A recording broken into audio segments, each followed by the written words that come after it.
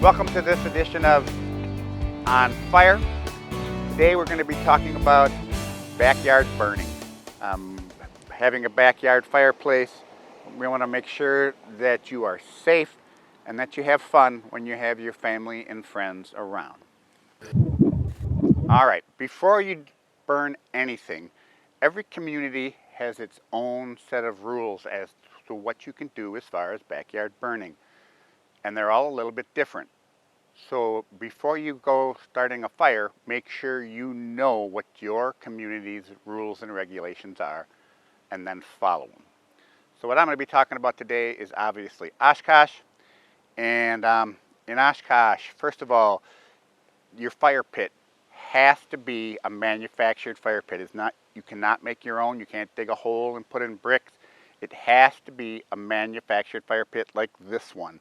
And speaking of this one, I have to thank my neighbors for loaning me theirs because I don't have one, so thanks to the Wagners. When you set up your fire pit, it needs to be at least 15 feet away from anything that can burn. And you can see we're way out here in the middle of nowhere out in the driveway. Also, don't forget to look up. And granted, you don't have to be 15 feet above, but make sure you're not too close. Give yourself a little leeway.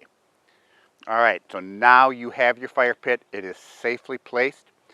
Then the fire pit itself actually has to have a little bowl inside to hold the wood and what you're going to burn. And this one has it right here. It has to have a screen that goes all the way around it. So any sparks that are coming out of there will stay put, bounce off the screen and stay put. And then it has to have a cover. And this one actually has a cover that you can lift off, and but there's a little spark screen in here. If there's not a little spark screen on the top, that cover has to be on when you are burning. I realize there are all sorts of different fireplaces out there. This is just one example, but even on the great big ones with the cover that goes over the top, when you are burning, that cover should be on. When you're going to pick out outdoor fireplace, the limits here in Oshkosh are 36 inches in diameter if it's round. If it's square or something like this, it is 7 square feet total. So this one obviously fits those parameters. Going along with this being a manufactured fireplace, there are some kits out there where you can actually, they will be an in-ground fireplace. They do have the brickwork that you can put in.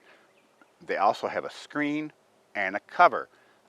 Those are great to use. Again, they're okay to use, but you have to use them like you're supposed to. You keep that grate on around it and you keep the cover on top.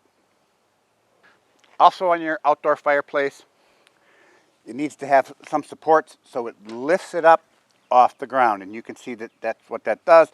And it's just so the ground doesn't get too hot and start a fire. And right now we're on asphalt, so we're probably okay, but some people don't have the luxury of doing that. So make sure that it does have those supports to pick them up. Now, what can you burn? This is a really easy one. The only thing you can burn is dry wood. You cannot burn any trash. You cannot burn any yard waste. You can't burn any leaves. I can't believe I have to say this next one, but you can't burn your furniture. We've had that done a couple of times. So it's only dry wood, and again, it all stays inside of that fireplace.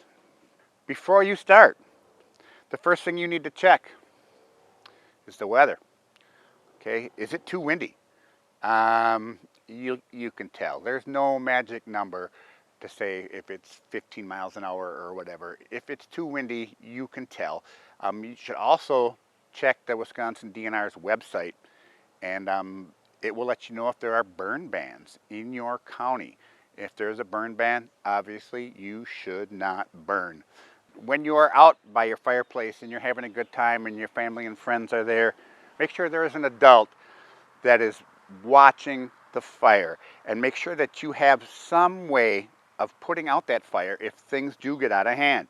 You need either a 5-gallon bucket, and you can see that right here, or a fire extinguisher, or a garden hose that actually has water going to it and is ready to go.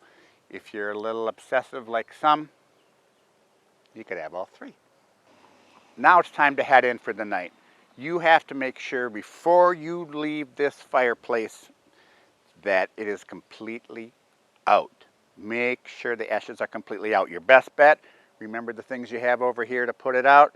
I'd use some water and just hose it all down, either with the hose, with the bucket, and then let it sit overnight. You don't dispose of your ashes next to a garage. You don't dispose of your ashes underneath a wooden deck. And unfortunately, we've had both of those happen and ended up with some pretty big fires that just didn't have to happen. You don't put them in a plastic garbage can, and you don't put them in a paper grocery bag. And again, this all sounds like common sense, but all of this has happened and caused fires right here in Oshkosh. The last thing I want to talk about, and this should kind of go without saying, but be considerate of your neighbors. If you are having a fire, the smoke is coming out here and it's going everywhere in your neighborhood. First of all, if you're just burning dry wood, you shouldn't have a lot of smoke.